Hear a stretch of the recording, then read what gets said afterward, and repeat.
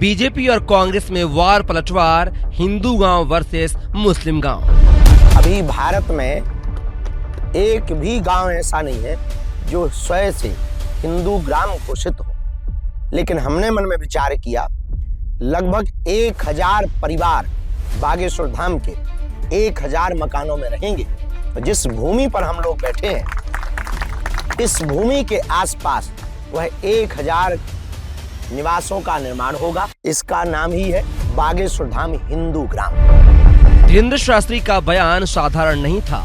मन से उन्होंने कहा, एक ऐसा गांव बसना चाहिए जहां सिर्फ हिंदू रहें, जहां हमारी परंपराएं सुरक्षित रहें और सनातन की छाया हो। यह बात फैली तो सियासत भी गर्म हो गई।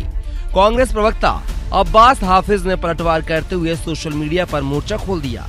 सीधे मुख्यमंत्री मोहन यादव को टैग करते हुए उन्होंने पूछा, अगर संविधान धर्म के आधार पर हिंदू ग्राम बनाने की इजाजत देता है तो मुझे भी मुस्लिम ग्राम, सिख ग्राम और ईसाई ग्राम बसाने की अनुमति दी जाए। जिस पर बीजेपी विधायक रामेश्वर शर्मा ने इस बयान को सीधा हिंदू विरोध करार दिया है। उन्होंने कहा कि हिंदू ग्राम कोई राजनीतिक एजेंडा नहीं है, ये हमारी परंपरा है। कांग्रेस अब मानसिक संतुलन खो चुकी है। शर्मा ने बात को सीधे देशभक्ति बनाम गद्दारी की रेखा पर ला खड़ा किया। कांग्रेस तो पगला गई है। हिंदुस्तान में हिंदू गांव तो सब हैं ही। हिंदू गांव तो परंपरागत है।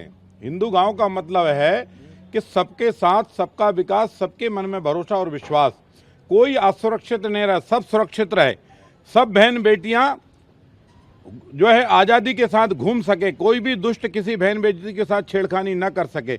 ये है हिंदू गांव। सर्वे भवन्तु सुखना सर्वे सन्तु निरामया, ये हिंदू गांव की कल्पना है। हिंदू गांव की कल्पना ये है।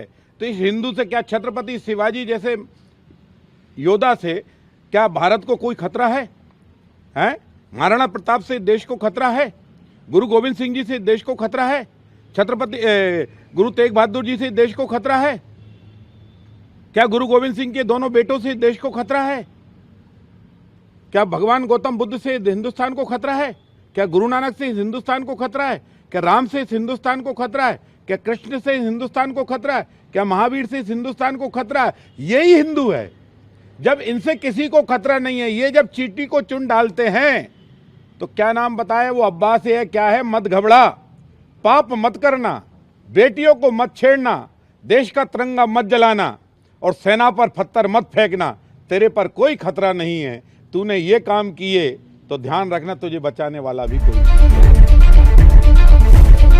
इधर कांग्रेस नेता ने फिर पलटवार किया और कहा कि धीरेंद्र शास्त्री ने एक धर्म की बात की, मैंने 3 धर्मों की।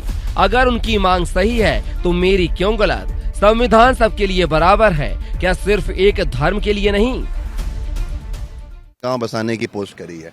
मुख्यमंत्री महोदय को राजधर्म याद दिलाने के लिए पोस्ट किया कि अगर इस मध्य प्रदेश में पहली बार ऐसा विभाजनकारी कदम उठाया जा रहा है जिसमें एक समुदाय विशेष के गांव बसाने के लिए आधारशिला रखी जा रही है, तो क्या यह संविधान सम्मत है? मैंने मुख्यमंत्री महोदय से सवाल किया, क्योंकि वो गृह मंत्री भी हैं, कि क्या यह संविधान अनुमति देता है? अगर संविधान अनुमति देता है इस तरह के काम की, तो फिर मुझे भी अनुमति मिले कि मैं भी ईसाई, सिख और मुस्लिम गांव बसाऊं और उनके मैं प्लॉट करूं और उनके अंदर लोगों को लेकर आऊं। व्यापारिक दृष्टिकोण से बहुत अच्छी बात होगी ये, लेकिन क्या ये सही है इस प्रदेश के लिए? लेकिन इस बहस में अब सबसे बड़ा सवाल यही है, क्या भारत जैसे धर्मनिरपेक्ष राष्ट्र में किसी विशेष धर्म के लिए गांव बसाने की इजाजत दी जा सकती है? क्या ये एक सांस्कृतिक आग्रह है या फिर धर्म के नाम पर समाज को खांचों में बांटने की सियासी साजिश? खैर, मुद्दा अब सिर्फ गांव का नहीं, देश की विचारधारा का बन चुका है। यह बहस थमेगी नहीं और शायद यही इस दौर की सबसे बड़ी सच्चाई हो।